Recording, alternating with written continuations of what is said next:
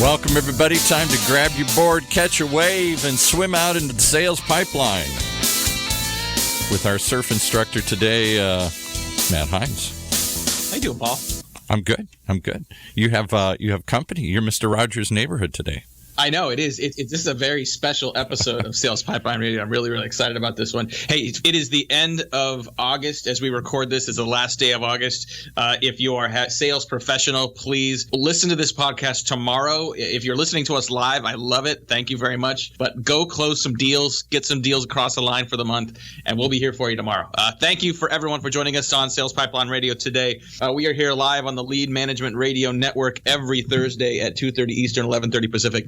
And if you're listening to us from the podcast, appreciate you subscribing, appreciate you listening in. You can find us on iTunes and the Google Play Store. And every week we are featuring some of the best and brightest minds in B2B sales and marketing, sharing some best practices, insights on what's working in today's market. And I am very excited, Paul. Today, usually we have a call-in guest from somewhere around the world. Today, my guest is literally 2 feet away from me. We're going to talk personas today and the power of personas and the importance of personas. And with me, literally in the Heinz marketing studio, you have this is a world-class studio. It's big. I've been there. It's got microphones and everything. And so in the studio with me today, I have Josh Baez, who is on our marketing team and is working at. There you go. Yeah, that's from the live studio audience. We've got absolutely so excited to have you here, Josh. Thanks for joining us. Thank you for having me on your program, Matthew. Thank you so much. And we threatened Paul to spend this entire half hour just discussing Game of Thrones. Like usually on Monday morning, I come into the office. Maybe I've watched, maybe I haven't. Josh has watched it. I've absolutely watched it. He's watched it like 5 times by Monday morning. And so now that we are sitting here, we're through season 7. I think we probably should not give up any spoilers just in case the live listeners should not mention the fact that Han Solo dies at the end of the season finale. Look, man, that's at least a year ago. So if anyone's not seen it yet, then that's their fault. There is a statute of limitations on spoilers. If it's taken you that long to see Star Wars Episode 7, I'm sorry, but Harrison Ford didn't want to do Star Wars anymore, so he's out. Harrison Ford died. Yeah, he died? I never saw that. I haven't seen it yet. Oh, my goodness. Now you've ruined my whole day. I'm sorry. Clearly, this is going to be the strangest episode of Sales Pipeline Radio ever. But I definitely want to talk about personas, and I'm excited to have Josh with us today. He and his team, are doing demand gen programs and building pipeline for a lot of companies in various industries around B2B, but has spent a lot of time in that building personas and centering a lot of efforts around personas. So, Josh, talk a little bit about why personas are so important and what the approaches you guys typically take to that. Yeah, I think that the important thing to remember about personas is that it kind of helps you develop an empathetic view of who you're selling to. And I think that that's the most important part, just not only with marketing, but just being a person in general. You need to have empathy if you want to really engage the world in any kind of meaningful way. And I think that when you start to develop personas, you're able to kind of put your shoes into the buyer's shoes. And by doing that, you're able to kind of see the world from their point of view. What are their pains? What are they dealing with? What are their goals here? And what does your solution do to kind of help that? So we're talking about personas and how important these are. And I think a lot of people just, they know what they want to sell. They know what their product does, and they don't think about that through the eyes of their target audience. Talk a little bit about how those personas need to start with what's needed, start with the prospect's perspective, and how one persona isn't necessarily enough in a complex B2B, selling opportunity. To address your first point, when it comes to creating personas, I think that the best thing you can probably do is, interview the people that you're selling to now. And that's something that we try to do whenever we're helping clients develop personas is we interview the customers. We ask them, what are you using the platform for? And how is this impacting your business? What were you doing before this even happened? And what kind of pains were you suffering before them? You're able to kind of get insight from them in that way. The importance of having multiple personas is you're able to identify the multiple people that are in today's new buying committee. We did a recent report with SnapApp, one of our partners, and we were able to identify that, today's buying committee is made up of all kinds of people, all kinds of different generations. It's now made up of, millennials, Gen X, baby boomers. But within all of those cohorts, you get even more insight into the different levels of people as you get into their roles. You reference sort of millennials, and I think it's one of many examples of the kind of criteria you want to be aware of as you're developing personas. Josh and team just finished some pretty groundbreaking research on generational impact on buying journey, and it looks at some pretty stark differences with millennials in how they engage and where they engage and what channels they follow. We just finished that. We're publishing it shortly with Snap App. And so if you're interested, if you're listening and interested, definitely send us a note on Twitter or through email, and we'll be happy to get you a copy of that as well. But I think it speaks to the complexity of what those personas need to have in them and why they're so important to engage. A lot of people think of personas as something that impacts content, and that certainly is true. Talk about why personas are important to have for your sales strategy and for the sales team as well. Right. Well, the worst thing that can happen is when marketing sends leads to sales that aren't ready to close, or that sales, they don't really know how best to follow up with a lead because they don't know what marketing has touched them with before. So I think that by sharing these persona details with the rest of your teams, you're able to get more visibility from them. You're able to align your efforts. You're able to communicate with them in consistent ways that really speaks to the complexity of the problems that they're facing. Talking today on Sales Pipeline Radio with Josh Baez, who is part of the Heinz marketing team and is a veteran of personas across multiple industries and multiple products. Not only with the work that we've seen that have comes to us from new clients, but in the industry, you've seen a variety of different types of personas. You've seen good personas. You've seen bad personas. What are things that separate the good from the bad? And I think, in terms of operational personas as well, it's one thing to have depth of detail. It's another thing to make it something that is a living, breathing document and something that people can actually use. Talk a little bit about that. So I think that the difference between a good persona and a bad persona really comes down to what story does it tell. I've seen a lot of personas that companies will build out with information, about their home life, about their family life, about their kids, about what interests them, their activities that they do after work. And I think that information is good to kind of ground it. But at the same time, that's not information that any team can really utilize to better sell the product that they're selling, unless it directly relates to it. So I think that, making sure that the information that you have with the personas is information that's usable, but also helps to kind of develop a little bit more empathy with the person. I think empathy is critical, right? I mean, empathy is a big part of this. And I think before you're able to sell what you want to sell, before you're able to sort of get someone interested in your product, you have to get them interested in the problem. You have to get someone interested in solving a problem they may or may not know that exists. And that's a big part of personas. I think another challenge people have when it comes to personas is that it's intimidating, right? I think, people think, well, I know my customer, I have enough institutional knowledge to be able to get this right. I don't really want to spend that much time doing this. How do you get started with personas if people aren't used to doing personas today or aren't used to spending the time and effort to make this happen? What are some ways to get started? Yeah. So like I said before, interviewing your customers is crucial. It's really important to get that customer feedback on how they're using it and what kinds of needs and issues they're having with. You're able to learn essentially what their goals are with the product. And then you also get insight from your sales team, since they're really the ones who are interfacing one-on-one directly with the people that they're selling to. I think that they'll have a lot of information to give, what's worked for them in the past, what's something that they've noticed that marketing maybe hasn't been able to pick up on because there's kind of a wall between marketing and the lead with email and things that aren't essentially one-on-one sales calls. So I think that the sales team also plays a critical role in persona development. I'm glad you brought that up, because let's talk a little about input to personas. I think a lot of companies have a lot of institutional knowledge around the persona, around their customers and who should be part of that. How else can you sort of leverage sort of those customer-facing teams, whether it's sales, customer service, account management? How do you best leverage them to input? And then once you've developed that persona, I imagine that it's best to make it sort of a dynamic thing moving forward. Your personas change, the buying behavior changes. What are the best ways to leverage some of those customer-facing teams to gather that information and incorporate that into personas? Is there a cadence that makes sense? Is there a collection process that you've seen work particularly well, especially for organizations that maybe don't have a ton of resources and need to do this kind of efficiently?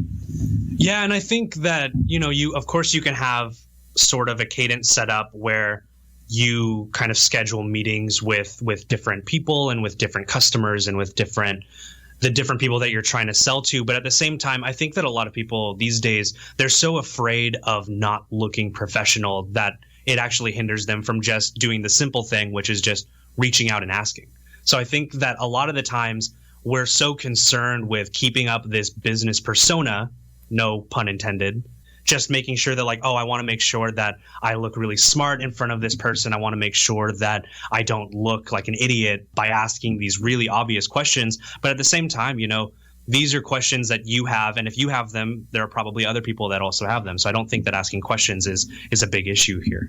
Well, let's talk a little bit about the questions you ask. I think, in some cases, you don't always want to ask a customer an obvious question that you should know the answer to, but you also don't want to assume you know the answer to the question either, right? And so where do you strike that balance? And I guess, this is related to the way that, your inside sales prospects might engage with people. You create some content, you create an asset or offer for a particular persona. That lead goes to a sales team. How do you use those personas now to create qualifying questions that the sales organization can ask that gather new information that helps them to sell and helps them to qualify, but also makes best use of the prospect's time? Obviously you want to make sure that the prospect is respected in this and that you're not wasting their time when you make these personas. I think that ultimately it all comes down to, how can you make this better for the prospect? Because I think that, it all comes down to them. And if you can really put yourself in their shoes, you're able to not only sell more effectively, but you're able to make the message more impactful. You're able to make your content more meaningful. You're able to tell a broader story that is more relevant for them. You having fun, Sales Pipeline Radio? Love it, man. It's great. This is great. I'm so excited to have Josh on Sales Pipeline Radio. As you know, Paul, I just wing this pretty much every week. I mean, Josh is sitting here. Josh has extensive notes. He prepared. I think he spent the last 48 hours he's cramming for finals. Last 2 years. And it shows. The last 2 years. He knew 2 years ago he was going to be on Sales Pipeline Radio today. It was his dream. This is bucket list stuff here, Paul. Speaking of bucket lists, we're going to have to take a quick break, pay some bills. We'll be back with more Persona Doc with Josh Baez from Heinz Marketing. This is Matt Heinz. You're listening to Sales Pipeline Radio.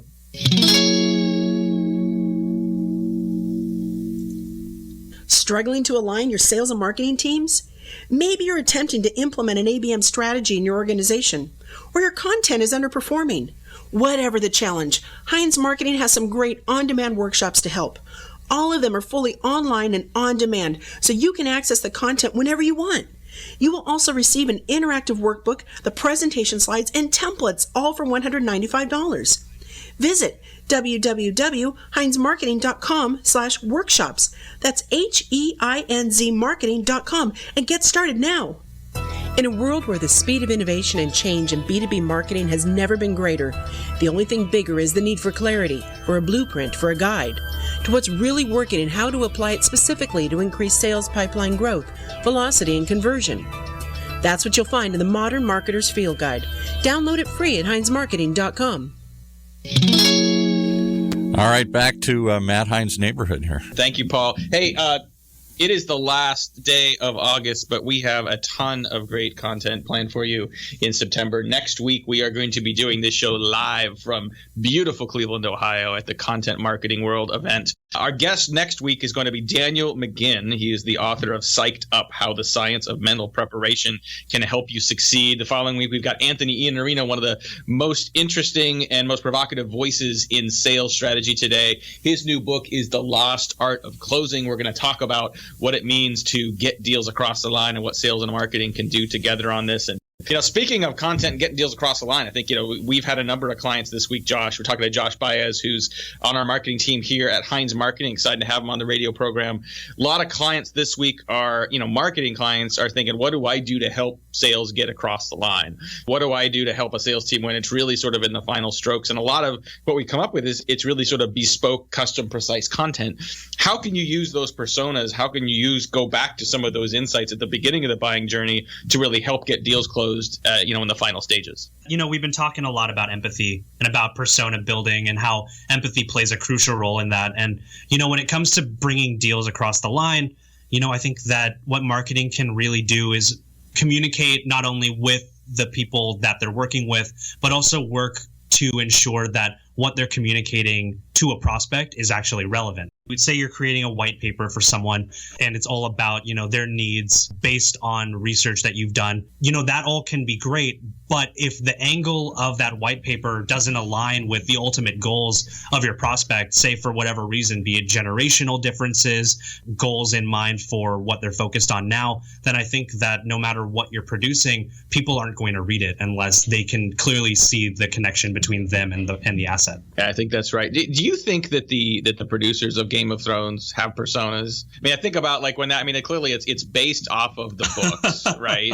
And of course now the last couple seasons, like, we are way off the reservation, so you've got the producers now writing their own stuff. But let's apply this to some real life scenarios. I mean, how important are personas to doing a show like Game of Thrones, and how important is it that producers stick to those personas over time? I think that, the Game of Thrones producers, they obviously know, their audience, what they want to see is drama, but they want to see it done well. They don't want your Sex in the Cities. They want something that's real. They want something that's bloody and brutal. And I think that by understanding that, they can really deliver something that the fans will love. Obviously, being a TV show, it's not something that will appeal to everyone every single time. Right. But for the most part, I think that having a clear understanding of who your audience is can ultimately just give positive benefit to it. Well, knowing who your audience is, and then also knowing who you're selling to, right? I mean, in HBO's case, they're not just selling to you and I who are watching this show and who are getting enjoyment out of it. In many shows, they're also selling to advertisers, right? I mean, you're trying to reach a certain demographic,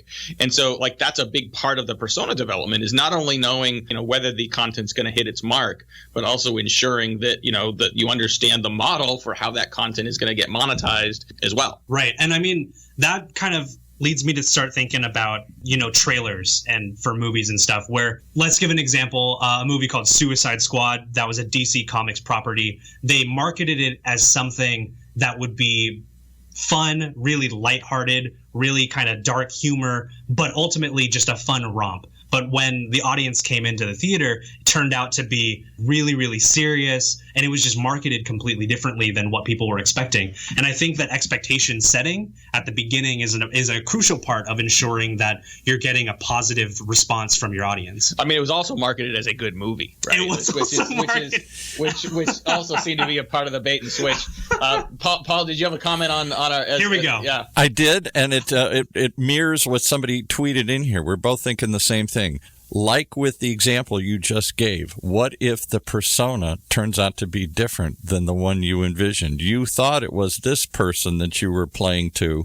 You thought you knew your customer and everything about him, and it turns out to be somebody totally different is watching this thing. Well, that happens a lot. I mean, that happens in a lot of contexts, right? Where, especially like you build a product that you think is for one audience, and all of a sudden a totally different audience reacts to it. And we were talking earlier about the need to adjust your personas accordingly. You may it may not be a small incremental adjustment. It may be a big ass pivot, right? That you make to try to achieve that. I mean, just back to Game of Thrones, just because it's fun. I mean, so it seems like a more difficult thing to do. Like if I have a show called Quaker cross stitching, like that might be a fairly narrow. I would topic. watch that show. Quaker cross stitching. If it was done in tiny houses, I'm in. I'm totally in. Game of Thrones is probably like the closest we have today to the old Family Ties and Cosby Show and MASH and the shows that I Love Lucy, the shows that everybody watches. Must watch TV, right? Bill Cosby with Dragons. I'm not going anywhere near that. This is a family show. When you've got something that is kind of ubiquitous like that, do personas still matter? Does it matter for you to sort of have a better understanding of who you're attracting when you're attracting such a wide audience? I think that when it comes to something as wide as that, I think that there are definitely ways to ensure that your personas make sense. Mm-hmm. The only question is, where do you draw the line from one persona to another? And I think that's might be an issue that a lot of people, especially for something that has such a wide offering, it's a hard distinction to make. Well, and let me bring up another example that's a pop culture example of multiple personas, and in some cases competing interests in those personas. Let's take I may be getting my comic book groups mixed up here, yeah. But let me say, like the Avengers, right? Like I like the Avengers movies. They are very entertaining. For me, it's just like take my brain off, put it aside, and just watch a really good just action movie. Some people are real. They know the backstories. They've read the comics, and so for me, it's just entertainment. For other people, they maybe be like, oh, they got this detail wrong or they got this detail wrong. So now you've got multiple personas, but you've got almost competing personas. That's a good point. I think that when it comes to different mediums, you have a different audience for a different medium. In the case of movies, some people prefer comic books, some people prefer movies. But I think that there's a big issue to be had when people start assuming that one medium is supposed to follow one-to-one to another medium. It's like when we're creating content, this white paper isn't going to be the same as this infographic. It's going to have the same kind of basis of content, but they're not going to be one-to-one. Right. And I think that when you start making those assumptions, that as a buyer, when you start making those assumptions, you're always going to be disappointed. Basically, okay. So the channel mix might end up changing the way that you weight some of that. Like we've seen that, cross-generational buyers are still spend a lot of time on supplier websites. But just as a preview of this generational research, we see that the millennials are spending less time on supplier websites and spending more time with video and social and shorter form content. Yeah. Interesting. So this is fascinating. I mean, we could go on for a long time about personas. I know we just got a couple minutes left to go here. We always ask at the end of the program sort of a question around the Mount Rushmore of sales. If I were to ask you sort of the Mount Rushmore of B2B marketing, the Mount Rushmore of content, who are some of the people that have influenced you? And if you say it to me, then I'm kicking you out of the studio. Okay, I guess I'm going to leave here. Yeah, right. But who are the people that you've read? Who are the people that you've paid attention to, as you have grown in your career in marketing so far? Who's had an influence on you? Obviously, it's a cop-out to say the people at this job, so I won't say that, but that is a given. You can say your manager and your team. I know that they're listening, and that's acceptable. Maria, Rebecca, this one's for you guys. I also really love just reading about not specifically ways that B2B marketing can be improved, but just ways that we as writers and as people who are consumers of content can be more proactive about how we're creating something. So in all of the blog posts that I write for Heinz, they're all centered around the human aspect of things. Yeah. And I think that, having a wide range of sources, not just limited to B2B or to whatever industry you're in, it helps you get a better understanding and a firmer grasp on what's being said out there today, and so that you're not creating content in a vacuum. Amen to that. I heard you said multiple times over the last 30 minutes to talk about being human and really make things more relatable. And I think that's ultimately the objective and the purpose of a lot of good personas. If you want to learn more about personas, you can certainly check out more information at heinzmarketing.com. We've got some templates and other information on your content strategy and how to make those more human. If you liked your conversation today, you want to share this content with others on your marketing team, you'll be able to find a replay of this podcast as well as every episode of Sales Pipeline Radio on salespipelineradio.com. If you like the nature of what we're talking about, we don't get to talk about Game of Thrones every week. We absolutely talk about Suicide Squad every week. Every Every single week. Every week. At least get Leto out of here. Yeah, I don't even know who that is. So yeah, but if you want to hear more conversations about sales and marketing, definitely find us on the iTunes Store and Google Play. That's all the time we got for today. Thank you, Josh, for joining us. For my fine producer Paul, this is Matt Heinz. We'll see you next week on Sales Pipeline Radio. You've been listening to Sales Pipeline Radio, brought to you by Matt Heinz and Heinz Marketing, right here in the Funnel Radio channel for at-work listeners like you.